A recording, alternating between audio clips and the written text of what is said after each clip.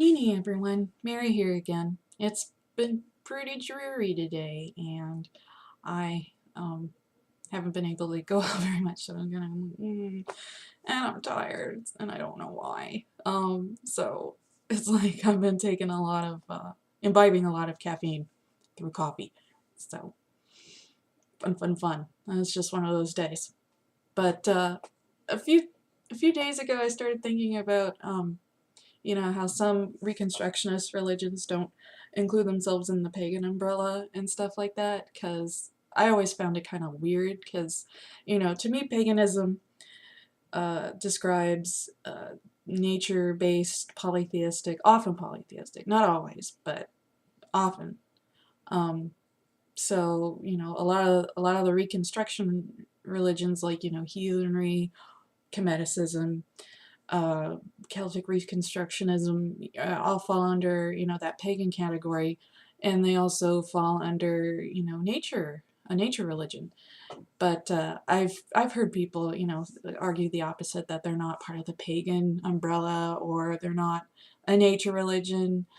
Um, and I guess I can understand why they say that, especially here in the modern day, because a lot of people, they want to distance themselves from Wicca.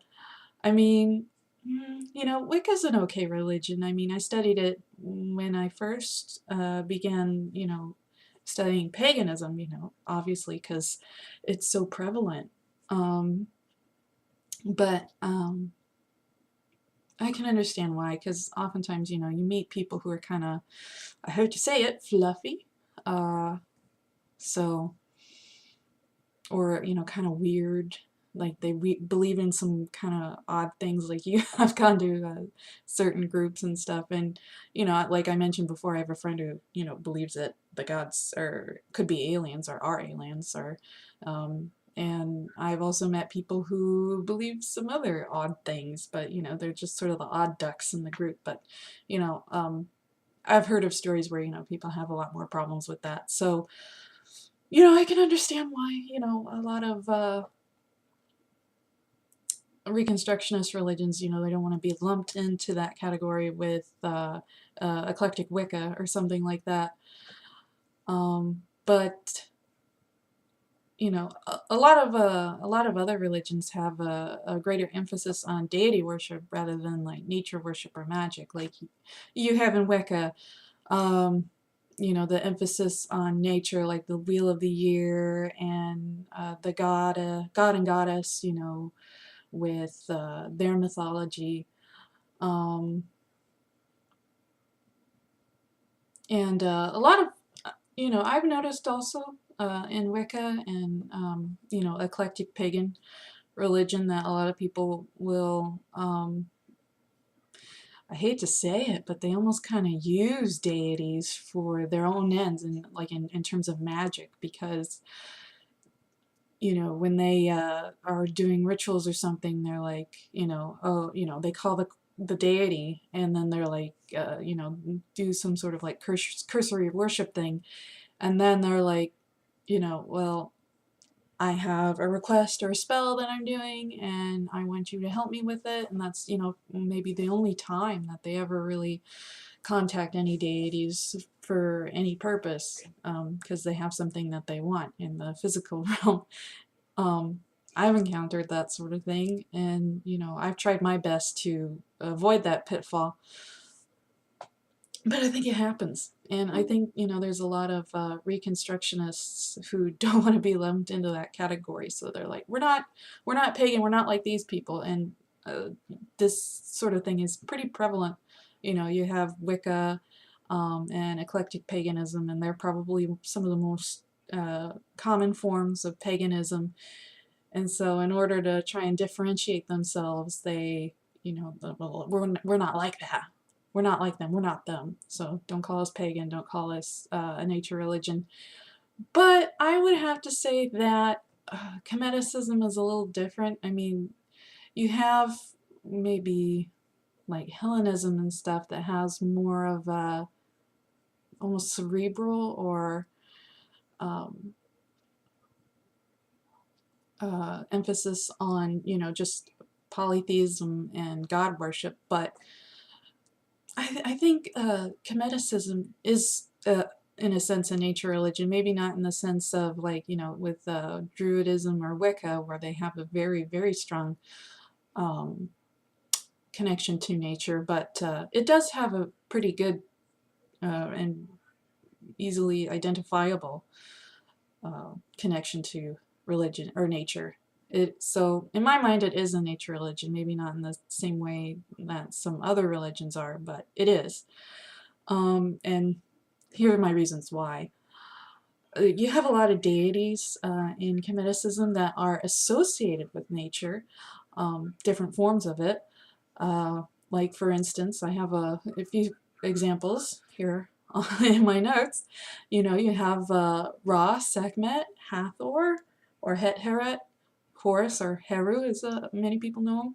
And they're all solar deities. They're all associated with forms of the sun. And you have examples like such as Sekhmet, who it's said that her breath is the desert wind. So you have these tangible things within nature that are associated with these deities. Likewise, you have goddesses like Nut and Isis associated with the sky or even stars. You have Set, who is the god of the desert, and he's a god of storms. Hapi, who's the god of the Nile. So, you have deities that are, highly associated with different aspects in nature or natural events, like, in the case of Set with storms. And I've even heard it said that, these are the manifestations of the deities in the physical world. And in Egyptian, the manifestation is called the bow. So, such as a storm, it would be the bow of Set. The sky is the bow of Nut. The sun is the bow of Ra. And, maybe don't quote me on bow, but that's how I have learned to pronounce the word, so I could be totally wrong. Egyptian is a tricky thing, especially when it comes to deities, names, and the language and stuff like that. And I'd love to learn it, but I digress. Um, yeah, it's like, if I have that much trouble with Egyptian, what about Gaelic? My sister's Celtic. Or the high priestess that I'm friends with. Uh, she's Druid, and I was talking to her this one time, and I was like, well, I've read a lot about the deities in Celtic mythology. How do you pronounce their names? And she's like, well, have you ever noticed that, I often don't use their names in ritual? And I'm like, wait a minute. And she's like, well, now you know why. It's so hard to pronounce that, our group often goes with just a god-goddess construct. And it's not just because she wants to keep it as eclectic as possible, because, we want to have as many members feel comfortable. It's because it's just darn hard to pronounce names. But I digress. It's just a funny anecdote. Another thing I wanted to point out is that the Egyptians actually had a high reverence for trees, and this is a fun one because I learned it in this book, Ancient Egypt, and I gotta get the author's name in, Lorna Oakes and Lucia Galen. And I bought this a few years ago. It's a pretty good book, and it has a wide plethora of different topics about the religion and the mythology and temples and different things like that. So I recommend this book if you want to get your hands on a copy. I say have at it. It's really good, and you'll learn a lot. I did. But they do have a section in the book on Egyptians' beliefs on trees and their reverence for them. A lot of the trees that they had in Egypt were associated with various deities, such as Aset or Isis, Nut, and Hathor, were all equated with, or not equated with, but associated with the sycamore tree.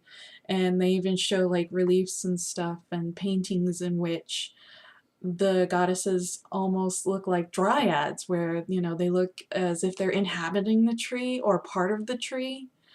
and giving like fruit and different things to, you know, the person in the tomb relief or something like that. So that is a really good and really cool image, because it makes me think, it's like, is that sort of a prototype for nymphs?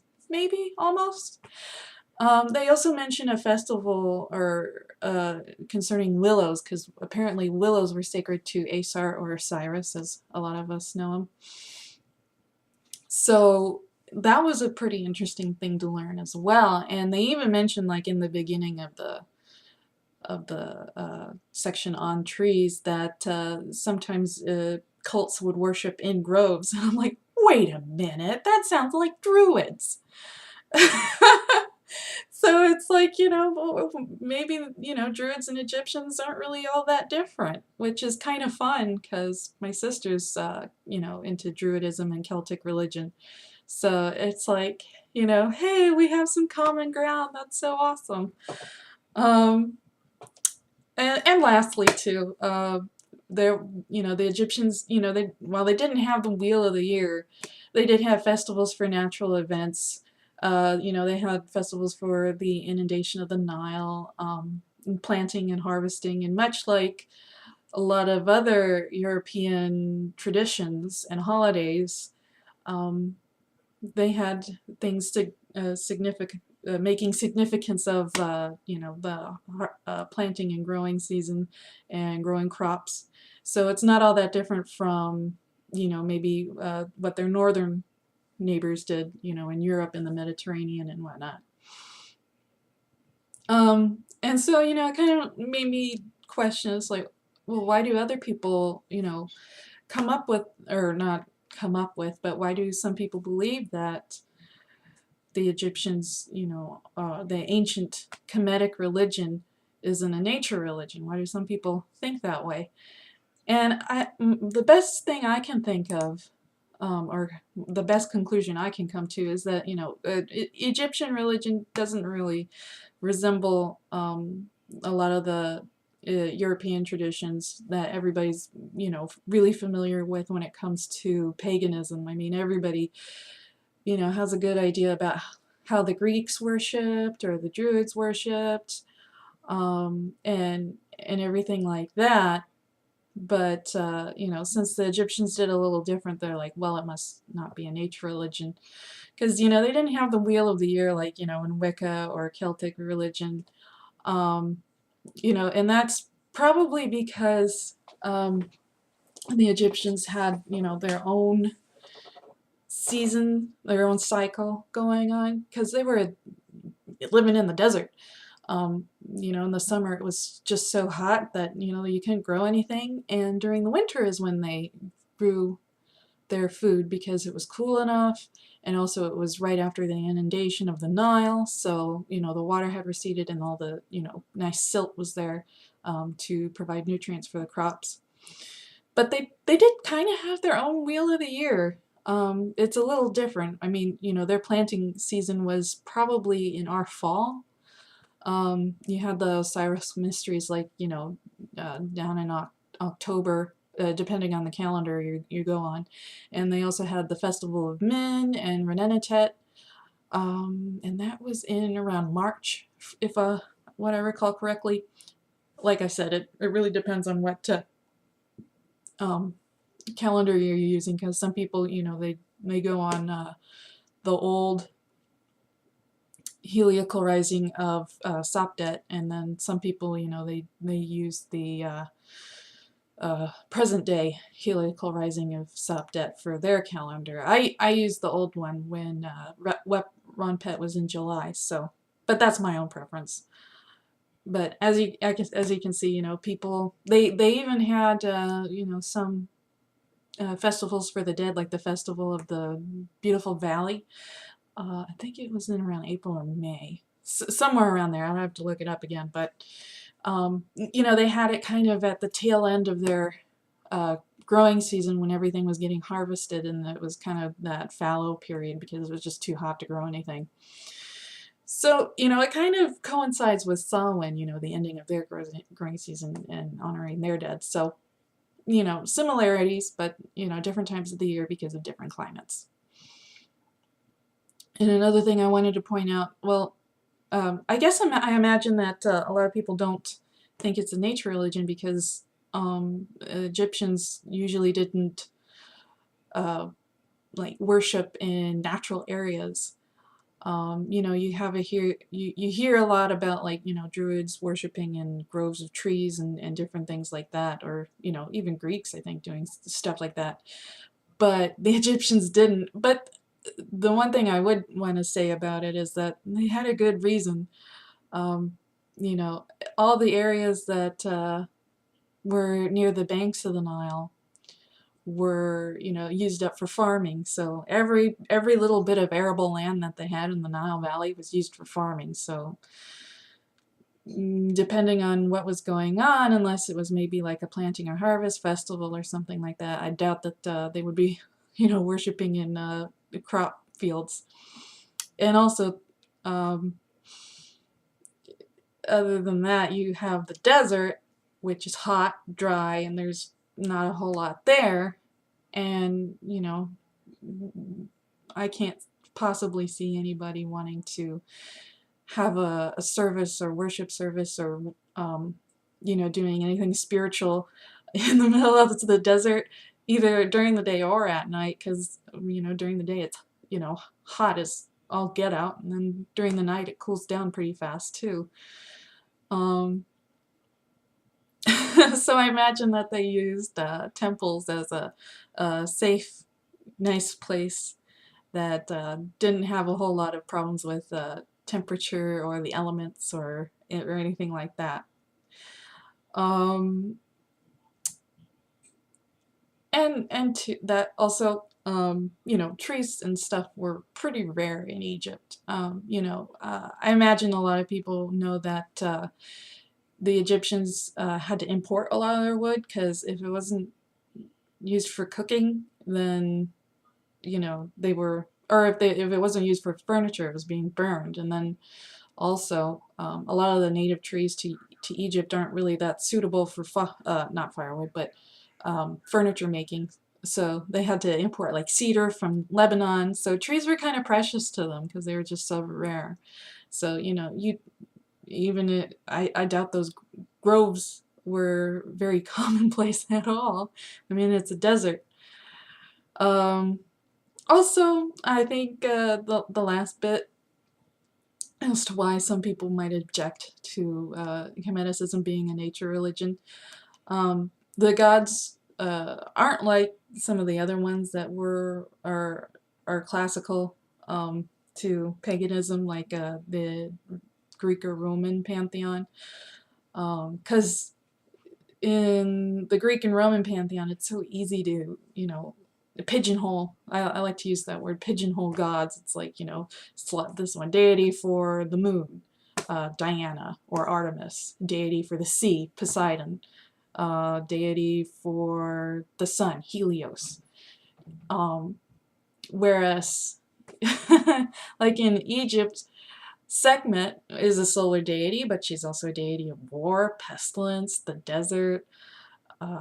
She's the Eye of Ra who defends her father, that sort of thing. Um, so, they're not just a deity of, insert natural object or phenomenon here. They have a lot of roles. And some of them overlap. And that's okay. I mean, just because they're not the quintessential deity towards, a natural thing like a waterfall or or a river or the desert or the sky, doesn't mean that they're not a nature deity. That's just their physical manifestation. To me, it's like, uh, like I love the moon so much, so it's like, when I'm out at night driving and I see the moon, I say my own little silent prayer to Jehuti because to me, that's his bow, his manifestation. That's how I know he's there in the physical world. So that's just the way I see it. But I guess in conclusion, Kemeticism ain't Wicca, but Egyptians had as much reverence for nature as a lot of the other pagan religions. Um, Ma'at is even a natural concept. It's the order of the universe. So it's the cycle. To me, ma'at isn't just, rightful action and humans, following the law and being good to one another and creating order within our civilization, but it's also the cycle of the seasons, and it's also the sun rising and setting every day, and the movement of the universe and the stars. So that's all I really have to say about it. Kemeticism to me is a nature religion, as much as, say, Druidism or Wicca is, because of all the reasons I've listed above. So, if you want to talk about it, if you disagree, I'm open to hearing it out from you guys, and I won't knock you at all. I understand. So, I'd love to hear from you, and I really am grateful that you decided to click on this video and listen to what I have to say. It really means a lot to me when people let me talk a little bit, because I'm a pretty shy person, so you know, uh, doing these videos can be kind of challenging. But thank you, and I hope you're having a good time. Good good evening, good morning, whenever it is. It's almost New Year's, so if I don't make a new video before then, Happy New Year. And I will see you. Sidepti.